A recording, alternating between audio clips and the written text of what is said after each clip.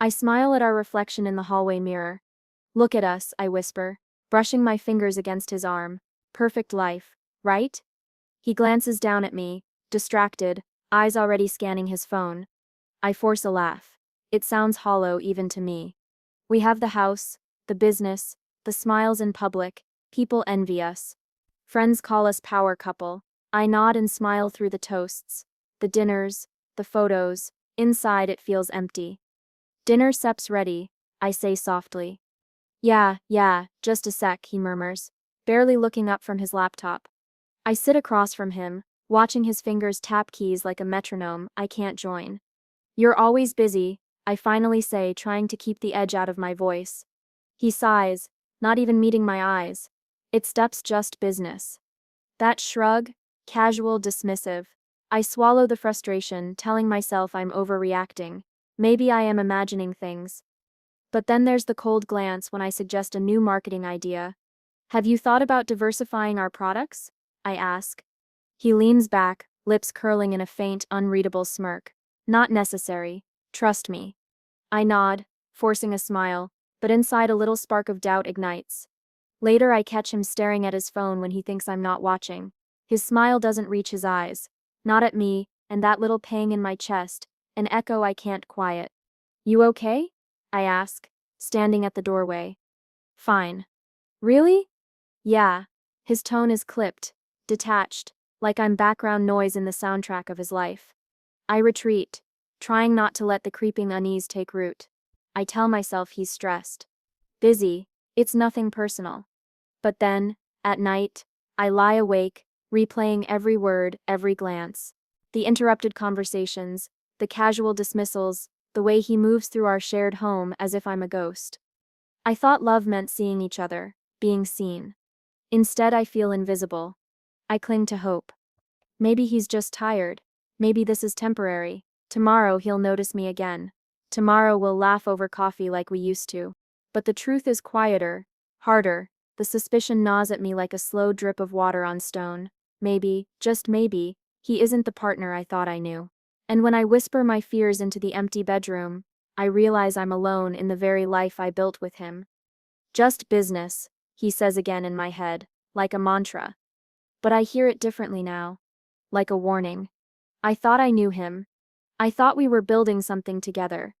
But that night, I learned the truth. I had gone upstairs to grab a file. The office door was cracked open, voices filtered through, his and hers. I froze.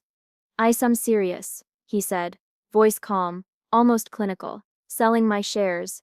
It's final, we can finalize by next week. A pause, then her laugh. I can believe you waited this long. I thought you tell me months ago. Months. Months. The word echoed. I stepped back, heart hammering, my hands were trembling. He started, and then stopped. He always stopped when he didn't want to explain to me. It's just business. That phrase. That stupid casual shrug of a phrase. Years of my life, reduced to 4 words. I stumbled back silently, watching as they leaned across the desk, plotting. My husband, my partner, and her, someone I'd trusted, someone I had even called a friend. I couldn't breathe. I pressed my back against the wall, hiding. My mind replayed every meeting, every plan we had made, every late night I had waited for him to notice me. Every small smile he gave, that I thought was for me. All of it lies. I wanted to scream. I wanted to run in there and grab him by the collar, but my voice felt stuck in my throat. My body felt numb. I've handled the contracts. They're in my name for now. You don't need to worry about her interference, he said. My stomach dropped. Interference. Me, he thought of me as interference. You said sure she's trustworthy? He asked. Her laugh again. With you? Of course. I pressed a hand to my mouth. Tears welling, burning, rage mixed with disbelief. The life I had imagined, gone, shattered in a single conversation I wasn't meant to hear. I slipped back to my room, shaking, and sat on the edge of the bed. Silence surrounded me, but my mind screamed. I kept replaying it. Over and over, every just business he had ever said. Every shrug, every distracted glance. Every night I told myself he was tired, stressed, busy, and all along he had been planning to betray me. The accounts he handled, the subtle manipulations, the way numbers never quite added up when he said they did. I remembered now, patterns I had dismissed as errors, minor oversights. Now they made sense. They were his little secrets, his way of building a trap. I felt cold, empty, and then something else. A spark, a flicker of power. He thought he could hide it from me. He thought he could make it all disappear while I remained blind. He underestimated me. I leaned back, staring at the ceiling, letting the shock wash over me. Pain, rage, numbness, and beneath it all, clarity. I would not confront him yet, not while my mind was reeling, not while I needed him to underestimate me. Silence was safer, at least for now. But I would remember every word, every plan, every betrayal, and I would repay it. Not now, not yet, but when the time came, he would regret ever calling it just business. I checked the accounts again, carefully tracing every number, every transfer, little threads of manipulation, subtle enough that anyone else would have missed them. But I saw them now, and with them, leverage. The storm inside me was quiet, but it was building. And I knew deep down that nothing in our perfect life would ever be the same again. I wake up to the sound of silence. No phone buzzing, no footsteps, no warmth, just the echo of my own thoughts. I stare at the ceiling that once felt like home now feels like a cage. I check my phone. Messages from him. Casual, polite, normal. But I read between the lines. Every word a trap. Every "how was your night?" a test. I can't sleep anymore. Nights are endless. Days are unbearable. "Are you okay?" my mother asks, hovering in the doorway one morning, her voice soft, but I hear the concern buried in it. "I'm fine," I say. I lie with such ease that I almost believe it. "Don't make any hasty decisions," she warns gently. "Take your time." I nod, but her words land like feathers on stone, meaningless, empty. I need action, answers, clarity. Later I meet my best friend at a cafe. She studies me over her coffee, eyes sharp. "You look haunted," she says. "I'm fine," I repeat, forcing a laugh. But she doesn't buy it. "You stare obsessing," she says. "You need distance, perspective." Perspective, a luxury I can instead afford. I replay every moment, every laugh we shared, every touch, every smile, and then snap. The memory of their conversation hits me like a jagged blade, the betrayal, the plotting, the casual dismissal of our years together. I try to find a reason. Maybe I failed him? Maybe I wasn't enough. Nothing fits. Nothing justifies this. I sit in my apartment, tracing the contours of the furniture with my eyes. Every corner, every object, a reminder of what's been broken. My world feels suspended, unreal. I start watching him, carefully. Subtle movements, the curl of his lips, the way he tilts his head, arrogance, entitlement. Thinly veiled charm, the mask he wore for years is cracking, and I see it now. "What are you thinking about?" my best friend asks during lunch. "Nothing," I lie. I can't tell her. Not yet, not how deeply it hurts, not how wide the rage has grown in my chest. At night, I walk the streets alone. The city feels cold, distant, a reflection of the emptiness inside me. I imagine confronting him. I imagine every insult, every betrayal spelled out in words sharp enough to draw blood. But I stop myself. Silence is my shield for now. Observation my weapon. Every smile he gives me, every casual remark, is now a code. A game. I see him differently, not the man I loved, not the partner I trusted, but a puzzle I must solve. I lie in bed again, staring at the ceiling, heart racing. Sleep is impossible. My body is trapped in routine, but my mind is free, free to replay, free to analyze, free to plan. And slowly, carefully, the haze of despair begins to clear. A new thought takes root. I may feel trapped now, isolated, consumed by betrayal, but this is only the beginning. I am learning him, watching, waiting, and when I move, I will move with precision. But for now, I endure, I observe, I grow. And I remember every word, every smirk, every casual, cruel dismissal. "Just business," he had said. I will never forget. I stopped crying that morning. Not because the pain disappeared, but because I realized crying wouldn't fix anything. I was done being the victim. I closed the door behind me and sat at the desk, laptop humming. The numbers stared back at me, cold, indifferent. But now, I saw them differently. Patterns, inconsistencies, subtle manipulations, things my husband assumed I'd never notice. I called her. My mentor. Someone I trusted long before him, long before our empire.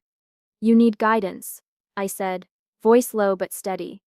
Abdul never told you, she replied, a hint of amusement in her tone. Figures, listen carefully, knowledge is power, and right now you suffer blind.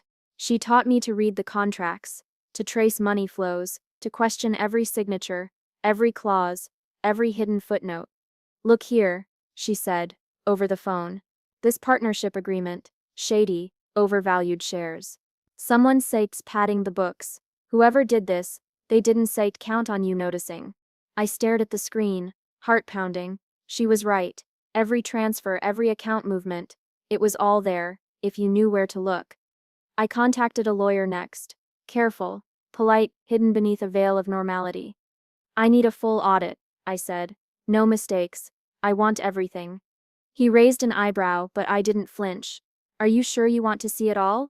He asked. Yes, I said. I need to know the truth. Weeks passed. Nights blurred into days. I learned more than I expected. Hidden contracts with people I barely recognized. Overvalued assets, deals signed in secret, shady partners, quick exits, and loopholes that only someone paying attention would notice. With each discovery, a spark ignited inside me. Power. I no longer felt small. Invisible, I was awakening. I watched my husband as if through a lens I'd never used before. Every confident stride, every dismissive remark, every charm-laden smile, it all became data, patterns to exploit, weaknesses to observe. I mapped it all out. Mentally, meticulously. My plan wasn't about confrontation yet. Not now. Observation first. Strategy second.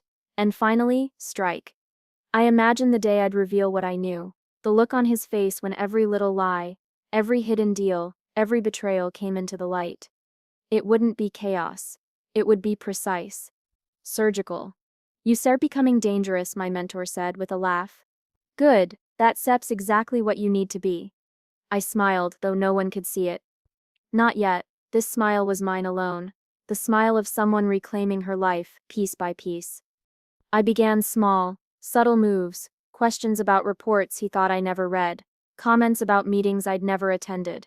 He never noticed, not yet. But I noticed him. Every twitch, every hesitation, every smug overconfidence. The seed of revenge had been planted. And now it was growing. By the end of that week, I knew one thing with absolute certainty. I was no longer the naive spouse. I was awake. I was watching. And I was ready. The naive wife had died the moment I picked up the phone. The woman who trusted blindly, who accepted just business, was gone. Now only power remained. He still thinks he SEP's untouchable. I watch him stride through the office, phone glued to his ear, confidence radiating like armor, smug, oblivious. And I smile. Can we finalize the Miller contract tomorrow? He asks a junior manager. Yes, sir, she says.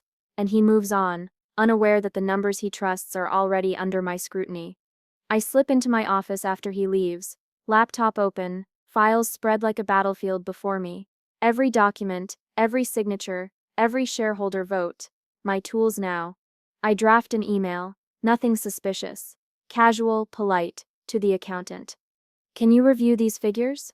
Let me know if anything looks off, I write. Minutes later he arrives. Everything fine? He asks, scanning the spreadsheets. Just routine checks, I reply, voice calm, the calm of a predator, patient and deliberate. He nods, satisfied, and leaves. I exhale silently. Step 1, executed. I call the accountant into my office. He hesitates at the door, wary. You trust me, right? I ask. He nods slowly. I do. Good, I say. I need your help. Quietly. No one else can know. He swallows. You mean against him? Not against him, I clarify. For the business, for truth. He studies me, eyes narrowing, and then finally nods. I start subtly. Adjust votes, shift approvals, redirect funds through legitimate channels. Tiny changes, invisible to anyone who isn't paying attention. Each move feels like a thrill. The power I never had, the control I always deserved. I manipulate employees carefully, praise here, encouragement there, small favors. They trust me, follow me.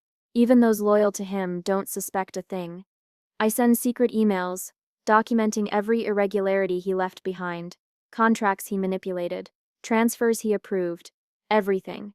Evidence accumulating silently, like snow gathering before an avalanche. He still smiles, still leans back in his chair, convinced he's 3 steps ahead.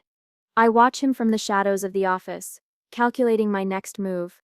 Every word he speaks, every glance, every decision, I catalog it all. His arrogance is a weapon I now hold.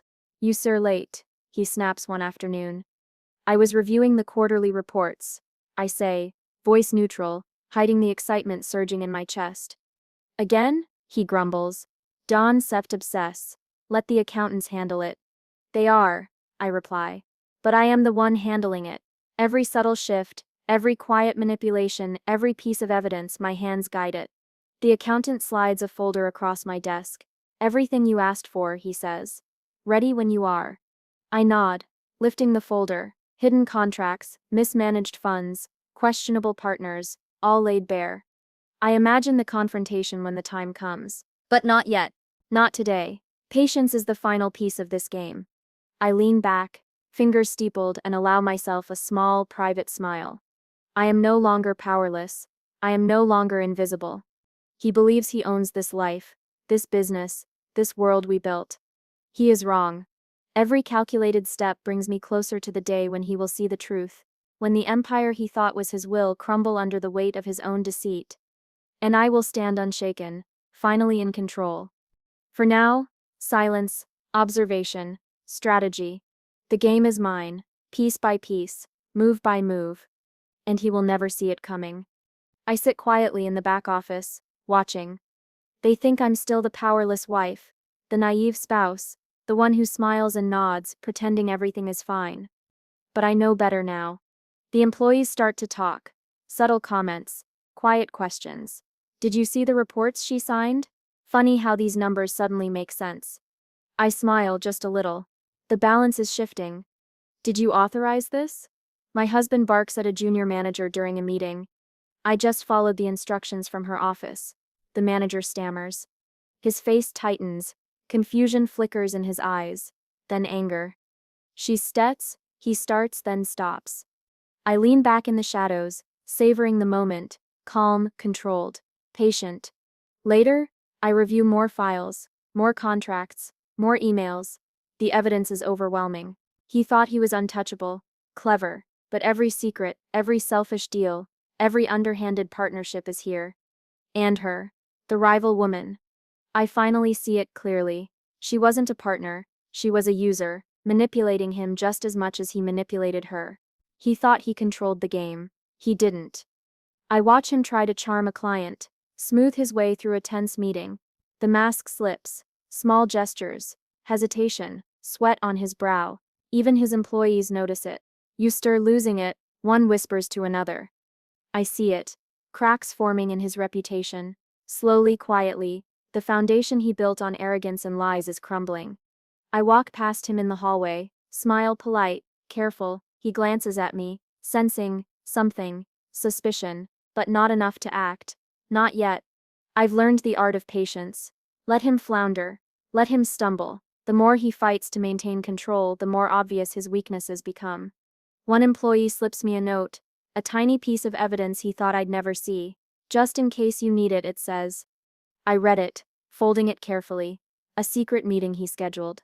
A bribe he tried to hide. Every lie cataloged, every betrayal documented. And I let him think he's still winning. I watch him work tirelessly, believing the empire is his alone. Meanwhile, I consolidate quietly. Step by step, document by document, ally by ally. I see his charm faltering in meetings. Publicly, privately, even clients start to doubt him. Every smile he offers feels forced, every joke hollow. Something's off, he mutters to himself. One evening in the office. I know. I watch from my corner, heart steady, breathing slow. I don't gloat. Not yet. Satisfaction is measured, strategic. I've tasted the thrill of power before, but this is different. The game isn't about revenge alone anymore. It's about justice. Precision, control. And as I watch him fumble, I realize how far I've come, from invisible wife to a force he never saw coming. The employees, the clients, even his closest allies, they're starting to see the cracks, and when they finally understand the truth, he will have no mask left. I rise from my chair, slipping out of the office, silent, every step measured, deliberate. The empire he thought he owned is no longer entirely his. And when the final mask falls, it will be because I allowed it. Because I waited, observed, planned. Because I am no longer powerless. I am awake. I am patient. I am unstoppable. The boardroom smells of polished wood and stale coffee. He strides in first, chest puffed, a smile plastered on that smug face I've come to know so well. Morning, everyone, he says, voice smooth. Shall we begin? I sit back in my chair, calm, my hands folded neatly on the table. The papers before me are mine now. Every share, every vote, every controlling interest. Legal maneuver complete. My triumph, invisible to everyone but me. He doesn't notice. Not yet. Let status start with the shareholder update, he continues. I still present the plan. I cut in smoothly, voice controlled, precise. Actually, I still handle that section today. A flicker crosses his face, a twitch of disbelief. He tries to mask it with a smile, but the tension is there. I see it. I savor it. Sure, he stammers, voice just above a whisper. I present the numbers calmly, methodically, letting every word sink in, every figure, every clause, every contract, my meticulous work shining under the room's fluorescent lights. The board members nod, murmuring. Approval, agreement, recognition. He shifts in his seat, tight-lipped. I can almost hear his thoughts. How is she? Interesting, he mutters. You thought wrong, I say softly, letting it hang in the air. My tone is calm, measured. No shouting, no theatrics, just authority, power. I glance around the room. Once loyal eyes dart between us. The shift is subtle at first. A nod here, a glance there, but it's there. They see me, and they respect it. You've really done your homework, he says, voice low, almost a growl. I always do, I reply. Simple, truthful. He leans back, gripping the edge of the table. Frustration, rage, disbelief, all coiled tight inside him. You can set just these shares. I can, I interrupt, voice steady, legally, properly, professionally. He glares. I meet his eyes, not with fear, not with anger, but with calm precision. Every year of dismissal, every shrug, every "it's just business" he ever flung my way. They echo between us now. The board members shift again. Subtle murmurs. Their allegiance has quietly changed. They see the truth, the rightful leader. The one who built, who understood, who watched and waited. You underestimate me, I say, soft, deliberate. You always did. He flinches, doesn't respond. Words fail him because every move, every gesture, every carefully constructed plan I've executed proves him wrong. I sit back, letting silence fill the room. It is heavier than any shout. It is authority. It is victory. You stir angry, I whisper, leaning forward slightly. Good, you should be. The rest of the board watches, tension thick in the air. They nod subtly, affirming the shift. My calm rage radiates, and they recognize the balance of power has irrevocably changed. He finally speaks, voice tight. You did this behind my back. I acted within my rights, I say, polite, controlled, every word sharp, surgical, and quietly, exactly as you taught me business works. Only difference, I played by the rules, not by your ego. He glares, chest heaving, desperation flickers in his eyes. I let him stew, let him feel the humiliation he once inflicted on me. I fold my hands on the table, calm, serene. My triumph doesn't need theatrics. It doesn't need yelling. It's in the quiet, the precision, the undeniable evidence of years of underestimation finally paying off. You will learn, I continue softly, that power is quiet, strategy is silent, and I sped been both all along.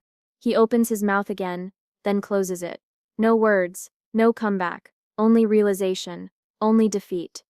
The board nods to me, affirmation, recognition, respect. The shift is complete. I lean back, fingers steepled, satisfaction washes over me, years of humiliation, dismissal, invisibility, evaporated in a single silent stroke of calculated strategy. He was the king. Now he is a pawn. And I am the queen. The phone rings. I don't rush. I let it ring twice, 3 times, then I answer. Hello? My voice is calm, neutral. Please, please listen. I can explain. His words rush out, desperate, stumbling. I'm listening, I say, slow, deliberate. Every syllable a quiet weight. I didn't. I never meant for it to get this far. The shares, the deals, it was just business, just business. His voice cracks, a sound I've waited years to hear. Vulnerability. Regret. Yes, I reply softly. Just business. I let the echo linger, let him feel the hollow ring of those words. The same words he threw at me for years. I can fix this. I still make it right. I promise. You have to believe me. I hold the line. No interruption, no reassurance, just the sound of him unraveling. You don't understand. I need. I understand perfectly, I say, voice steady. You need control, power, validation, and yet here you are, alone, losing it all. There's silence on the other end, heavy, thick, suffocating. I never thought, he stammers. I didn't set no I mean you didn't set think, I interrupt gently. You never thought. You shrugged me off, dismissed me, ignored me. Each said just business. Said just, that said just what you said. And now, it said just all you have left. I hear him inhale sharply, regret washing over his words. For the first time he realizes. The deals, the charm, the manipulation, it all cost him everything. Please give me a chance, he pleads. We can fix this together. No, I say, firm, quiet, absolute. There's sups nothing to fix. There's sups only the consequences, only the mirror you refuse to look into for years. I don't gloat. I don't mock. I let the truth sit between us, heavy and undeniable. You're punishing me? He asks, voice trembling. I some not punishing you, I reply softly. I some letting life do it for me. You made your choices. You face them now. Another pause, his breathing sharp, uneven, defeated. I see it now, he whispers. All the time I wasted, the lies, the betrayal, the people I lost. Yes, I say, exactly. You see it now, not through charm, not through excuses, only truth. The line goes silent for a long moment. I hear nothing but his own realization, echoing in the hollow spaces he built around himself. I hang up. I feel nothing for him, no triumph, no malice, only the satisfaction of symmetry, the balance of years of betrayal finally restored. He will remember this, the mirror of his actions, the emptiness of all he took for granted. And I am free. Finally. The boardroom is buzzing. Phones out, cameras ready, the shareholders have arrived, murmuring, curious, tense. I stand at the front, calm, composed, every eye on me, yet I feel untouchable. He enters late, smiles forced, handshakes stiff. The arrogance I knew so well is fraying at the edges. Morning everyone, he says, voice too bright. Let steps get started. I let him finish. Then I begin. Ladies and gentlemen, I say, voice steady, confident. I stepped like to address the current state of our company and the path forward. The room goes silent. All attention is mine. I present the numbers, charts, growth, profits, all evidence of my strategy, my foresight, my hard work. The employees nod subtly. The board murmurs approval. Their loyalty has quietly shifted. He interrupts, voice sharp, defensive. I don't agree with those projections. The plan. I cut him off, politely but firmly. I understand your concerns, but these figures are verified, accurate, and reflect the company SEP's direction under my management. A few board members glance at him, some exchanging discreet nods with me. He flushes. His allies shift uncomfortably. But, yes, I reply softly, letting the word linger. Yusef always underestimated me, and that, gentlemen and ladies, is the difference between success and failure. The room quiets. Even he falters under the weight of truth. I know what many of you are thinking. I continue, voice rising slightly, controlled but charged. You may recall years of dismissive remarks, casual insults, being told it's just business. I am here to show you that business is not just numbers. It is strategy, foresight, patience, and integrity. I pause, let the words sink in. Eyes flick to him. I see the recognition dawning, the realization of his loss. A shareholder leans forward. And you now hold controlling shares. Yes, I answer.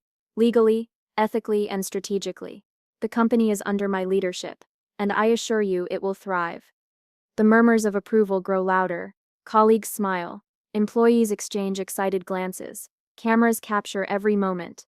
The press subtly hints at his faltering credibility, without needing my words to guide them. He glares. His face tight, lips pressed thin. Panic and disbelief ripple beneath the surface. He stumbles, searching for a retort. Nothing fits. Every maneuver he ever made is visible now, laid bare in my strategy, my patience, my planning. I don't understand, he says, finally, voice faltering. I smile, calm, almost gentle. You don't have to understand. You had your chance to act with fairness, to value your partners. You didn't set, and now, the consequences are clear.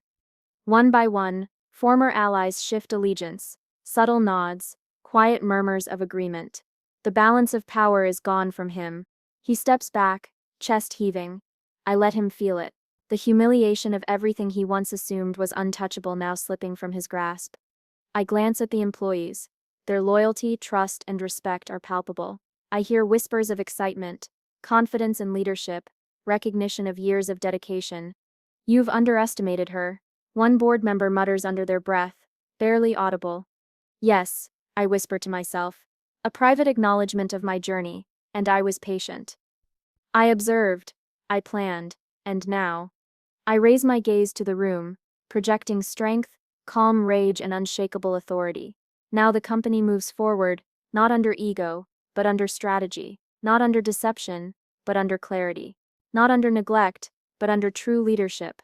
I see him falter. His charm, once so potent, is meaningless. Every dismissive remark he made, every casual insult, every selfish act, all reflected in his loss. Poetic justice. The shareholders applaud. The employees cheer. Cameras flash. And I feel it, the culmination of years of struggle, heartbreak, and silent preparation. He realizes, finally, the scope of what he lost. Not just the company, but credibility, respect, and control. The mask he wore for so long has fallen. I inhale slowly. Let the moment settle. Let the weight of justice, strategy, and patience sink in. I don't gloat. I don't mock. The victory is in the calm, the precision, the undeniable truth. I smile faintly, almost imperceptibly. Years of dismissal, humiliation, and betrayal have led to this. And the company, our work, my vision, will thrive. He stumbles back, defeated. I remain poised, victorious, empowered. Finally, the balance has been restored. And justice has been served. I sit in my office, sunlight spilling across the polished desk. It's quiet, peaceful. The hum of the city outside barely reaches me. Coffee? My mother asks softly, stepping inside. She's cautious but proud. No, thank you, I reply. I sipped him, savoring the moment. She sits across from me, eyes warm. You've come a long way. I smile faintly, a ghost of the woman I used to be. Steph learned a lot about people, about trust, about myself. My best friend leans against the doorway. And Yusuf earned every bit of this, she says. Voice low, steady. No one can take it from you. I nod. I know. But Yusuf also learned to be careful. Trust isn't given freely anymore. It's earned, and I protect what matters. There's a silence, comfortable this time, not tense, not filled with fear or regret, just reflection. I remember feeling invisible, I say softly, almost to myself. Years of dismissal, being ignored, treated like my presence didn't matter. I thought I slept to never be seen, never be heard. You were, my mother says gently. You just had to find your voice. And I did, I reply, a quiet edge of pride in my tone. Not by screaming, not by demanding attention, but by moving, observing, and taking control. Step by step, carefully, silently. My best friend smiles. You turned betrayal into power, pain into strategy. I lean back, letting their words settle. I see the journey in my mind. Heartbreak, confusion, discovery, power, revenge, closure, every scar, every sleepless night, every subtle victory, it led me here. The phone buzzes with updates. Emails from clients praising the strategy, the growth, the clarity of direction, every message, a reminder of what I've reclaimed. Do you ever think about him? My mother asks cautiously. I pause. Sometimes, only to remind myself of the lessons, the limits of trust, the consequences of ignoring someone's sep's worth. But not with anger, not anymore. I said proud of you, my best friend says quietly. Truly. I let their words sink in, and I realize I am proud of me. I stand and walk to the window, looking out over the city, the empire we built, now thriving under my guidance. My leadership is confident, humble, strategic, every decision grounded in experience and clarity. Everything I lost, everything I thought would break me. It only made me stronger, I murmur. And wiser, my mother adds. Yes, I agree. Wiser, resilient, independent. I no longer fear betrayal. I no longer define myself by others' soft actions. I define myself by my strength, my choices, my worth. The office feels alive, not with chaos, not with tension, but with possibility. Every corner reflects growth, resilience, empowerment. I have claimed my life, not as a reaction but as a deliberate act of survival and triumph. I glance at the framed photos on my desk. Milestones, memories, victories, a reminder of the journey. My scars, I whisper, are proof that I endured, proof that I reclaimed what was mine, proof that I can rise from anything. I turn back to the city, to the company, to the life I lead, confident, calm, strategic. Every decision reflects the woman I've become, strong, self-assured, empowered. And finally, I feel peace. Not the fleeting peace of luck or circumstance, but the quiet, enduring peace of someone who knows her worth, her power, and her resilience. I smile faintly, inhaling deeply. The future is mine, every choice, every move, every victory, it is mine. And I am unstoppable.